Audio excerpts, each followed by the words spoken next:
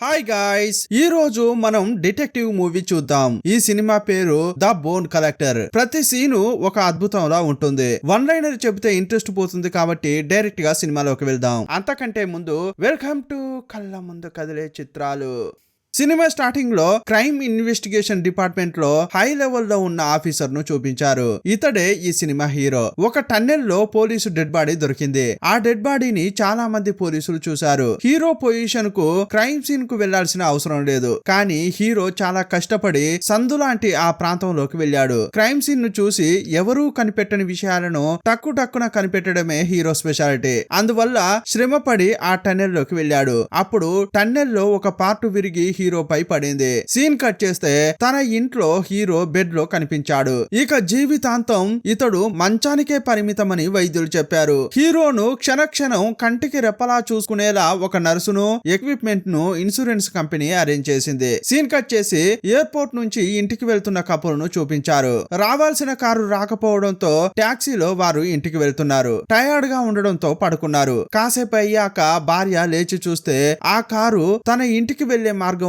పోవడం లేదు. బండి ఆపరా అంటుంటే డ్రైవర్ పట్టించుకోలేదు. భర్త కూడా లేచి రేయ్ కారును వెంటనే ఆపరా అన్నాడు. అప్పుడు సీన్ కట్ చేశారు. ఇప్పుడు హీరోను చూపించారు. హీరో హార్ట్ సరిగా పనిచేయడం కోసం అందులో ఒక డివైస్ సెట్ చేశారు. అది బాగానే పనిచేస్తుందా అని ఒక డాక్టర్ చెక్ చేశాడు. హీరోకు ఈ జీవితం నచ్చట్లేదు. అది చాలదన్నట్లు అప్పుడప్పుడు బీపీ పెరిగి హార్ట్ ప్రాబ్లం వస్తుంది అతనికి. తన డాక్టర్ ఫ్రెండ్ ను పిలిచి నేను డిటెక్టివ్ ను, చాలా చోట్లకు వెళ్లి కేసులు సాల్వ్ చేసేవాడిని, కానీ ఇలా మంచానికి పరిమితమై ఉండడం నా వల్ల కాదు. అందువల్ల కారుణ్య మరణం కోసం అప్లై చేస్తా అంటుంటాడు. ఆ ఫ్రెండ్ వద్దురా అంటుంటే నేనిలా బతకనని అదే నా నిర్ణయం అని హీరో కరాఖండిగా చెప్పాడు. అప్పుడు ఆ ఫ్రెండ్ నేను వారం రోజులు ఫారిన్ కు వెళ్తున్నా, వచ్చాక నువ్వు ఇదే నిర్ణయంపై ఉంటే అప్లై చేద్దామని అన్నాడు. సీన్ కట్ చేసి హీరోయిన్ ను చూపించారు. ఆమె కూడా పోలీసే, కానీ హీరో లెవెల్లో ఆఫీసర్ కాదు. ఆమె ఒకడితో కమిట్మెంట్ లో ఉంది. అతడు ప్రేమ, పెళ్లి, పిల్లలు అంటుంటే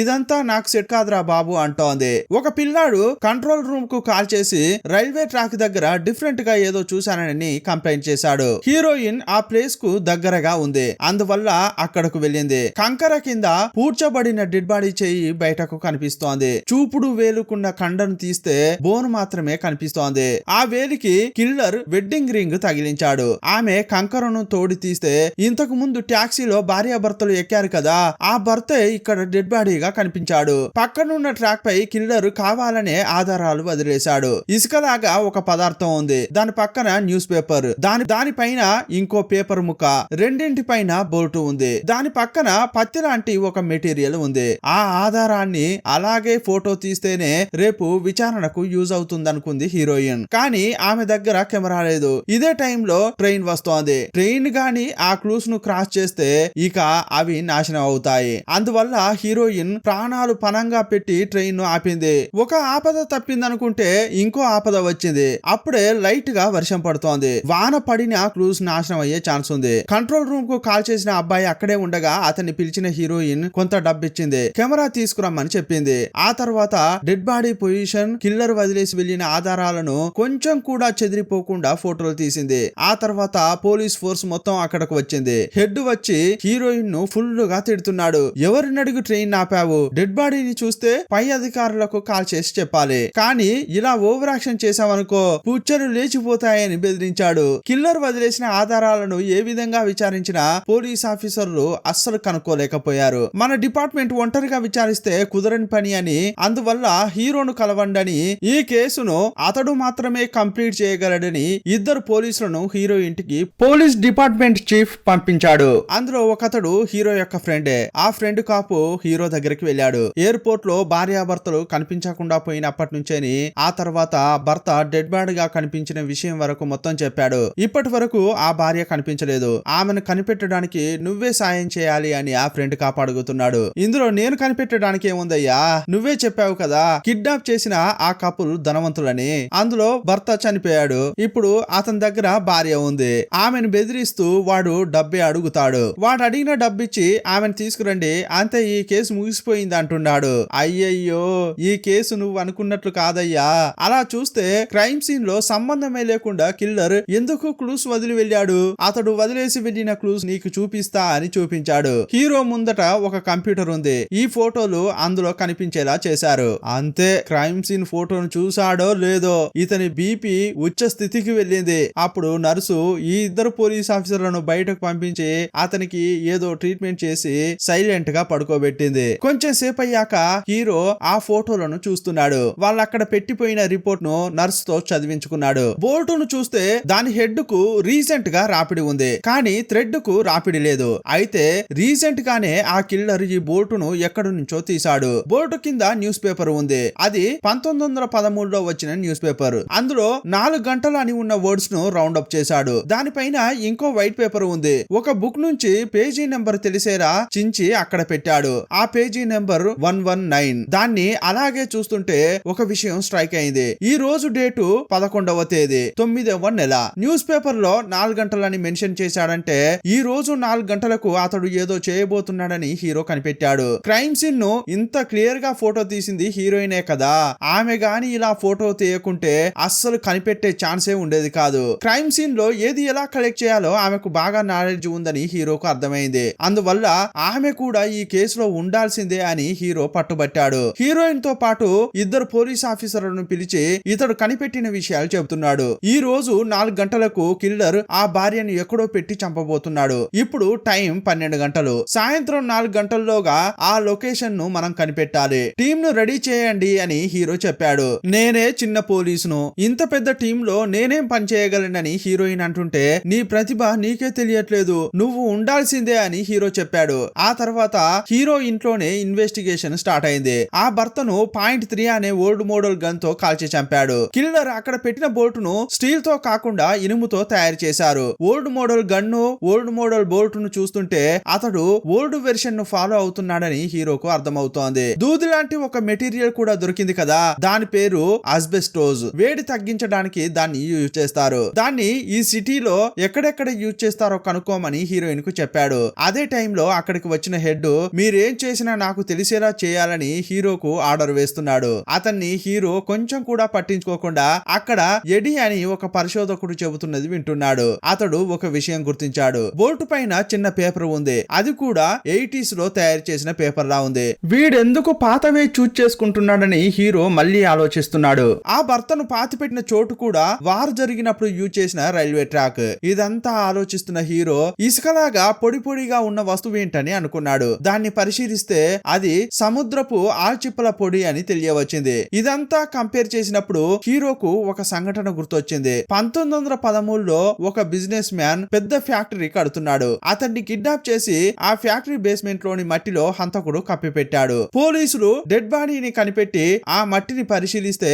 అది మట్టి కాదు, ఆల్చిప్పల పౌడర్ అని తెలిసింది. ఇదంతా గుర్తు చేసుకున్న హీరో ఆ ఫ్యాక్టరీ బేస్మెంట్ లోనే ఆమెను కిల్లర్ దాచిపెట్టి ఉంటాడని హీరో గెస్ చేశాడు. హీరో ఏదైతే చెబుతాడో మారు మాట్లాడకుండా అంతా ఫాలో అవుతున్నారు. ఇదంతా చూస్తున్న హీరోయిన్ కు హీరో ఎంత పెద్ద ఆఫీసరో తెలుసుకోవాలని అనిపించింది. వెళ్తున్న క్రమంలో ఫ్రెండ్ కాప్ ను చూసి హీరో గురించి అడిగింది. ఇదిగో చూడమ్మా, ఇన్వెస్టిగేషన్ లో వాడు కిల్లాడే. క్రైమ్ సీన్ ను అనలైజ్ చేయడంలో వాడి తర్వాతే ఎవడైనా, కేసు ఇన్వెస్టిగేషన్ క్లూస్ డీకోడ్ చేయడంలో వాడికి వాడే సాటి. అంతెందుకు వేర్వేరు చోట్ల పోలీసులు సాల్వ్ చేయని కేసులను కూడా తీసుకుని సలహాలు ఇచ్చేవాడు. అంతేకాదు ఏదైనా కేసులో నిందితులను పట్టుకుంటే ఎలాంటి శిక్ష వేయచ్చని అనుభవజ్ఞులను ఒపీనియన్ అడుగుతుంటారు. వీడు అలా కూడా ఒపీనియన్స్ చెప్పేవాడు. అలాంటి వాణ్ణి పట్టుకుని అతడు ఎవరని అడుగుతావా అంటుంటాడు ఆ ఫ్రెండ్ కాప్. వేగంగా హీరో చెప్పిన చోటుకు వెళ్లారు. ఇంకోవైపు హీరో ఉన్న చోట కిల్లర్ వదిలి వెళ్లిన ఆ బోల్ట్ లో ఎడి ఒక విషయం గుర్తించాడు. బోల్ట్ యొక్క హెడ్ లో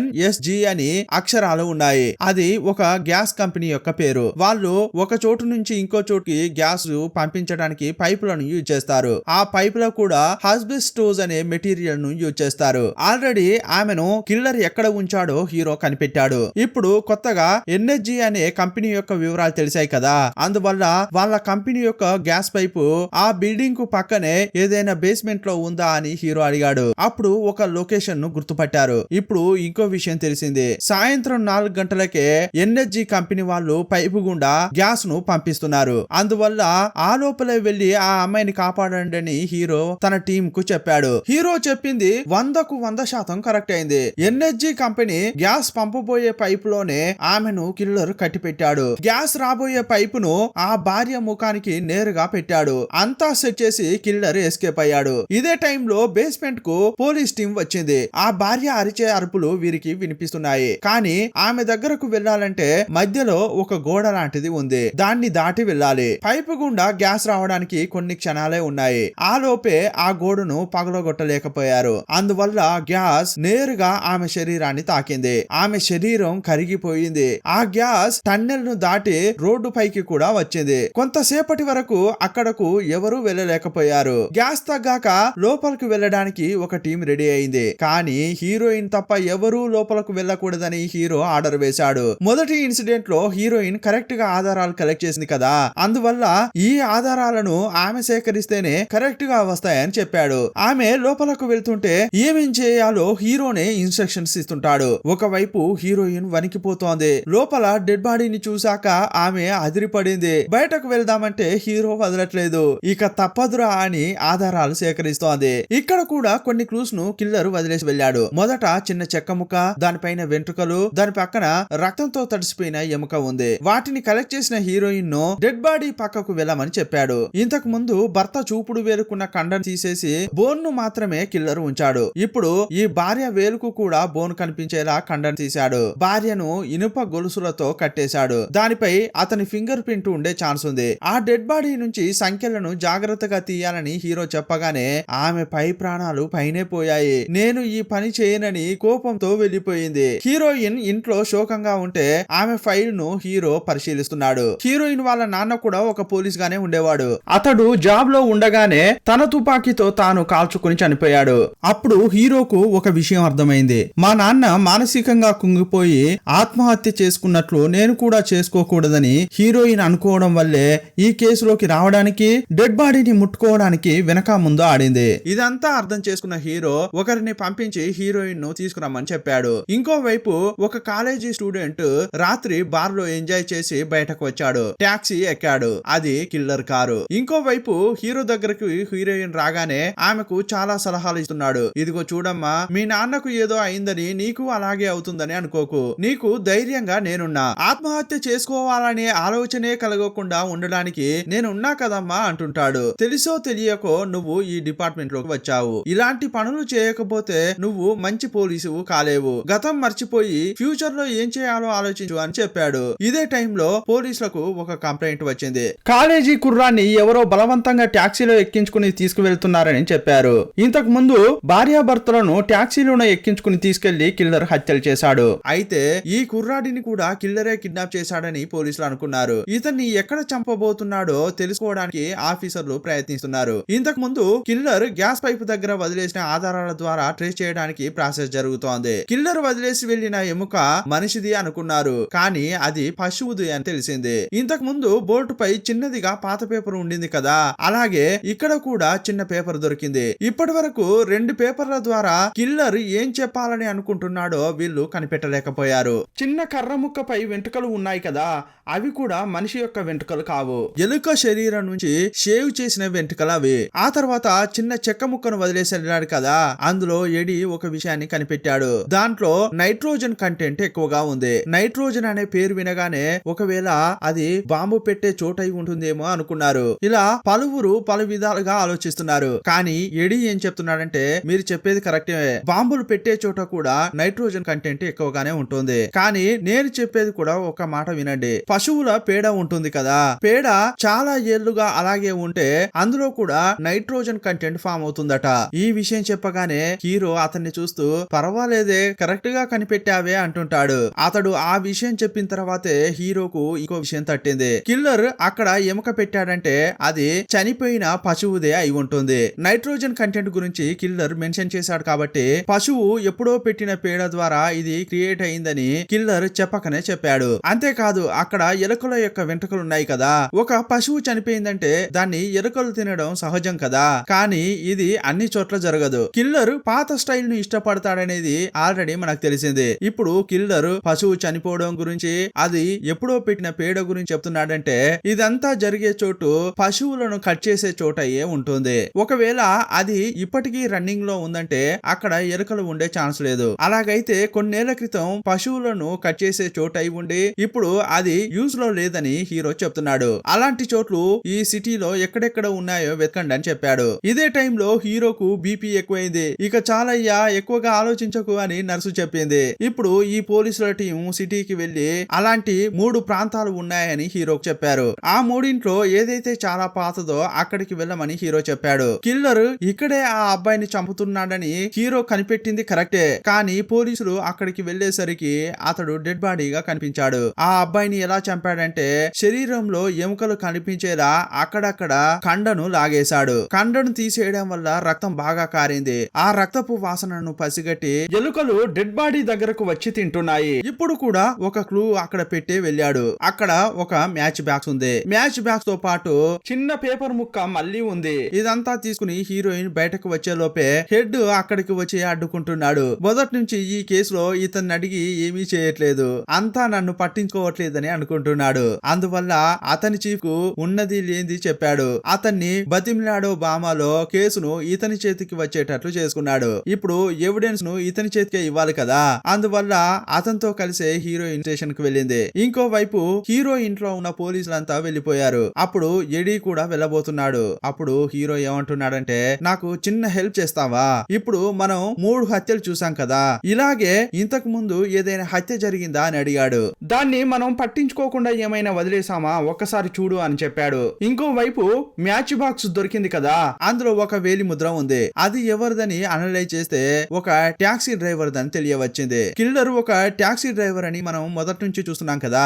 ఇక పట్టుకున్నాంరా వాణ్ణి, తీసుకురాన్రా అని తన టీం కు చెప్పాడు ఈ హెడ్. పోలీసులు నేరుగా టాక్సీ డ్రైవర్ అడ్రస్ వెళ్లారు. అక్కడ చూస్తే వీళ్లకు ట్విస్ట్ ఎదురైంది. వీళ్ళు వెతుక్కుంటూ వెళ్లిన టాక్సీ డ్రైవర్ డెడ్ బాడీగా కనిపించాడు. అతని చేతికి ఉండాల్సిన ఒక వేలు కనిపించలేదు. దీన్ని బట్టి చూస్తే కిల్లర్ ఒరిజినల్ గా టాక్సీ డ్రైవరే కాదు. ఈ టాక్సీ డ్రైవర్ ను హత్య చేసి ఇతని టాక్సీనే కిల్లర్ యూజ్ చేస్తున్నాడు. పోలీసులను కన్ఫ్యూజ్ చేయాలని ఇతని యొక్క వేలిని కట్ చేసి ఇతని యొక్క వేలి ముద్రనే పంపించాడు. ఈ హెడ్ ఇదంతా ఆలోచించకుండా కిల్లర్ అనుకున్నట్లుగానే ఇతడు డైవర్ట్ అయ్యాడు. స్టేషన్ లో ఈ హెడ్ లేని సమయంలో ఇంతకు ముందు కొన్ని ఆధారాలు దొరికాయి కదా, వాటిని హీరోయిన్ హీరోకు పంపించింది. మ్యాచ్ బాక్స్ అనేది పోలీసులను కిల్లర్ డైవర్ట్ చేయడానికి వదిలేసింది. దాంతో పాటు చిన్నదిగా పాత పేపర్ ఒకటి ఉండింది. దాన్ని తీసుకొచ్చి హీరోకు వాసన చూపిస్తోంది హీరోయిన్. దాన్ని స్మెల్ చేసినప్పుడు కిరోసిన్ వాసన వచ్చింది. ఇదే టైంలో ఎడీ తను కనిపెట్టిన విషయాలను పోస్ట్ గా హీరోకు పంపించాడు. అది చూసిన తర్వాత హీరో ఆశ్చర్యపోతున్నాడు. ఇప్పటి వరకు కిల్లర్ చేసిన 3 హత్యలు చూసాం. కిల్లర్ ఈ 3 హత్యలు మాత్రమే చేయలేదు, గత 12 నెలల్లో 5-6 హత్యలు చేశాడు. ఈ 3 హత్యలు ఏ ప్యాటర్న్ లో అయితే జరిగాయో ఆ హత్యలు కూడా ఇదే ప్యాటర్న్ లో జరిగాయి. చనిపోయిన వారి శరీరంలో ఎముకలు కనిపించేలా కండలను తొలగించడం, హత్యలు జరిగిన చోటే క్లూస్ వదిలేసి వెళ్లడం, ఇలా కిల్లర్ సంవత్సర కాలంగా చేస్తున్నాడు. ఆ కేసులను హ్యాండిల్ చేసింది ఈ హెడ్డే. అతనికి ఈ కేసులను సరిగా ఇన్వెస్టిగేషన్ చేయడమే తెలియలేదు. అతని నిర్లక్ష్యంతో ఇప్పటి వరకు ఈ హత్యలు కొనసాగుతూనే ఉన్నాయి. ఇదంతా తెలియగానే హీరోకు బీపీ పెరిగిపోయింది. మళ్ళీ మైకంలో పడిపోయాడు. ఈ టైంలోనే ఆ నర్సు హీరోకు యాక్సిడెంట్ అయిన విషయం, తనకు తాను కారుణ్య మరణం పొందాలని అనుకోవడం గురించి హీరోయిన్ కు చెప్పింది. అప్పుడు హీరోపై హీరోయిన్ కు ఒక సింపతి కలిగింది. ఇంకోవైపు కిల్లర్ తగ్గట్లేదు. ఒక తాత మనవరాల్ని కారులో ఎక్కించుకుని తీసుకెళ్తున్నాడు. ఆ ఊర్లో ఉన్న రూల్స్ ప్రకారం కస్టమర్ ఎక్కగానే మీటర్ ను ఆన్ చేయాలి. కానీ ఇప్పుడు కిల్లర్ మీటర్ ను ఆన్ చేయలేదు. దారిలో ఇదంతా గమనించిన ఒక పోలీసు, ఎవరు నువ్వు, నీ ఊరేంటి, నీ పేరేంటి, మీటర్ ను ఎందుకు ఆన్ చేయలేదు అని అడుగుతున్నాడు. అతనికి సమాధానం చెప్తే కిల్లర్ దొరికిపోతాడు కదా. అందువల్ల పోలీస్ ను షూట్ చేసి వీరిద్దరిని కిడ్నాప్ చేసి తీసుకెళ్తున్నాడు. ఈ విషయం అంతా ఫ్రెండ్ కాప్ ద్వారా హీరోకు తెలియవచ్చింది. ఏంట్రా, ఒక చిన్న పాపను కిల్లర్ కిడ్నాప్ చేశాడా, ఇకపై వాణ్ణి ఊరికే వదలకూడదు, వాడు పంపిన పజిల్ ను కనిపెడితేనే వాణ్ణి కనిపెట్టగలం అని అనుకున్నాడు. అందువల్ల 3 క్రైమ్లలో కూడా చిన్న చిన్న పేపర్ ముక్కలు దొరికాయే. వాటిని దగ్గరగా పెట్టి చూస్తే ఒక అమ్మాయి ముఖం కనిపించింది. ఆ అమ్మాయి ఎవరనేది కూడా హీరోకు బాగానే తెలుసు. ఆమె ఒక బుక్ రైటర్. ట్రూ క్రైమ్ ను రైట్ చేయడంలో ఆమె కిల్లాడి. కిల్లర్ ఈమె ఫేస్ ను మనకు తెలిసేలా చేశాడంటే ఈమె రాసిన బుక్ ద్వారానే కిల్లర్ ఇదంతా చేస్తున్నాడనేది హీరోకు అర్థమైంది. వెంటనే లైబ్రరీకి వెళ్లిన హీరోయిన్ ఆ లేడీ ఆథర్ రాసిన బుక్ ను తీసింది. ఆ బుక్ యొక్క టైటిలే ఈ సినిమా యొక్క టైటిల్. ఇప్పటి వరకు అతడు చేసిన హత్యలన్నీ స్టోరీ స్టోరీలుగా ఈ బుక్ లో ఉన్నాయి. ఈ బుక్ ను ఫాలో అయ్యే హత్యలు చేశాడు. ఆ స్టోరీలో ఉన్న క్లూస్ నే కిల్లర్ వదిలేసి వెళ్ళాడు. చివరగా తాత మనవరాల్ని ఎలా చంపుతున్నట్లు ఉందో ఆ బుక్ లో హీరోయిన్ వెతికింది. వారిని హార్బర్ పక్కన తాడు కట్టి నీటిలో దించి ముంచి చంపుతారన్నట్లు ఉంది. వెంటనే పోలీస్ టీం అక్కడికి వెళ్లి చెక్ చేశారు. కానీ కిల్లర్ వారిని ఎక్కడ దాచాడో గుర్తించలేకపోయారు. అప్పుడే ఇంట్లో ఉన్న హీరో ఒక విషయం చెబుతున్నాడు. మూడో పేపర్ లో కిరోసిన్ వాసన వచ్చిందే, దాన్ని ల్యాబ్ లో చెక్ చేసినప్పుడు అది డీజిల్ వాసన అని తెలిసింది. ఈ హార్బర్ పక్కన పాత బోట్లకు డీజిల్ పోసే చోటు ఉంది, అక్కడ చూడండి అని హీరో చెప్పాడు. హీరోయిన్ వెళ్లి చూస్తే అక్కడే తాత మనవరాల్ని కిల్లర్ కట్టిపెట్టాడు. వారిని కాపాడడానికి ఎంతో ప్రయత్నించారు, కానీ తాత చనిపోయాడు. ఎట్టకేలకు పాపను మాత్రం కాపాడారు. ఇక్కడ కూడా కిల్లర్ ఒక క్లూ వదిలేసి వెళ్ళాడు. అదేంటంటే ఇప్పుడు వాడుకలో లేని సబ్వే మ్యాప్ ఉంది. దానిపైన విరిగిన ఎముక పీసు, దానిపైన పోలీస్ బ్యాడ్జ్ ఉంది. నెక్స్ట్ కిల్లర్ చంపబోయేది పోలీస్ అయి కూడా ఉండొచ్చు.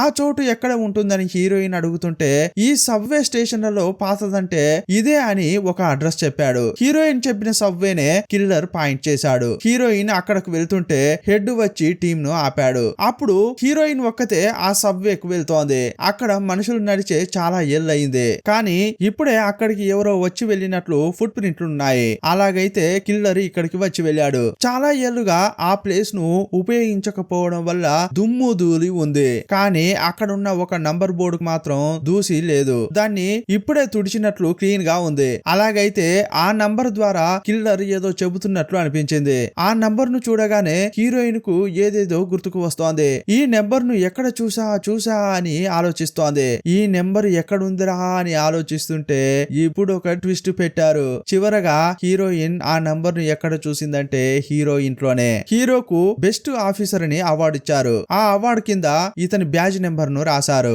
ఆ నంబర్ నే కిల్లర్ ఇక్కడ రాసి పెట్టాడు. అరే ఏంట్రా ఇది, అయితే నెక్స్ట్ టార్గెట్ హీరోనేనా అనుకుంటోంది. ఈ విషయం తెలిసినా కూడా హీరోయిన్ ఇప్పుడు హీరోకు ఇన్ఫార్మ్ చేయలేకపోతోంది. ఎందుకంటే హీరోయిన్ ఎప్పుడైతే ఇక్కడికి వచ్చిందో అప్పుడే ఆమె సిగ్నల్ కట్ అయింది. ఎలాగైనా హీరోను కాపాడాలని ఆమె పడుతూ లేస్తూ వెళ్తోంది. ఇంకోవైపు హీరో ఇంటిని చూపించారు. అతని ఇంటి కాలింగ్ బెల్ ను ఎవరో నొక్కారు. తెరవడానికి నర్సు వెళ్ళింది. తెరిచిన మరుక్షణమే కిల్లర్ ఆమెను చంపేశాడు. ఆమె పక్కనే డిపార్ట్మెంట్ హెడ్ కూడా చనిపోయి పడి ఉన్నాడు. హీరోను కలవడానికి వచ్చినట్టున్నాడు. కిల్లర్ కంట్లో పడ్డాడు. కిల్లర్ అతన్ని కూడా చంపేశాడు. ఇంతకీ కిల్లర్ ఎవర్రా అని చూస్తే సినిమా స్టార్టింగ్ లో హీరో హెల్త్ ను చెక్ చేయడానికి ఒక డాక్టర్ వచ్చాడు కదా, అతడే అసలైన కిల్లర్. కానీ హీరోకు ఇతనికి సంబంధం ఏంటో కిల్లర్ చెబుతున్నాడు. హీరో చాలా పోలీస్ కేసుల్లో ఒపీనియన్స్ ఇచ్చేవాడు. 5-6 ఏళ్ల క్రితం కిల్లర్ పోలీస్ గా ఉండేవాడు. అతడు ఎవిడెన్స్ ను మార్చి పెట్టడంతో కేసు అయింది. ఇతనిపై ఎక్స్పర్ట్ ఒపీనియన్ ను హీరోనే అడిగారు. హీరోకు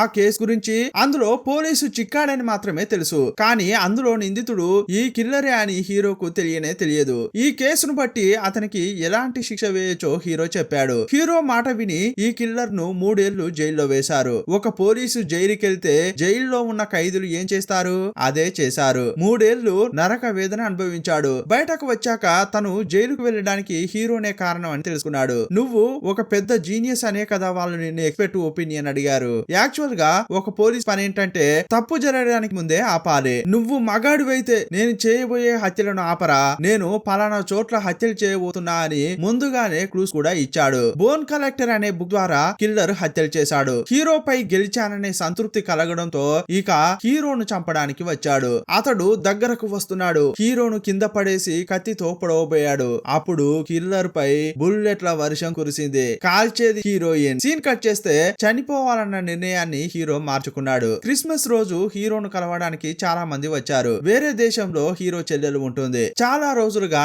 ఆమెను హీరో కలిసిందే లేదు. హీరోపై కలిగిన ప్రేమ వల్ల ఫారిన్ లో ఉన్న హీరో చెల్లెల్ని రప్పించి హీరోకు సర్ప్రైజ్ ఇచ్చింది. హీరో సంతోషంతో చెల్లెల్ని చూస్తుంటే అంతకంటే సంతోషంతో హీరోను హీరోయిన్ చూస్తోంది. హీరో చేతిపై తన చేయి పెట్టింది. ఈ సినిమా ఎలా ఉందో మీ అభిప్రాయాన్ని కామెంట్ బాక్స్ లో రాయండి. మరో సినిమాలో మళ్ళీ కలుసుకుందాం. అప్పటి వరకు బాయ్ బాయ్.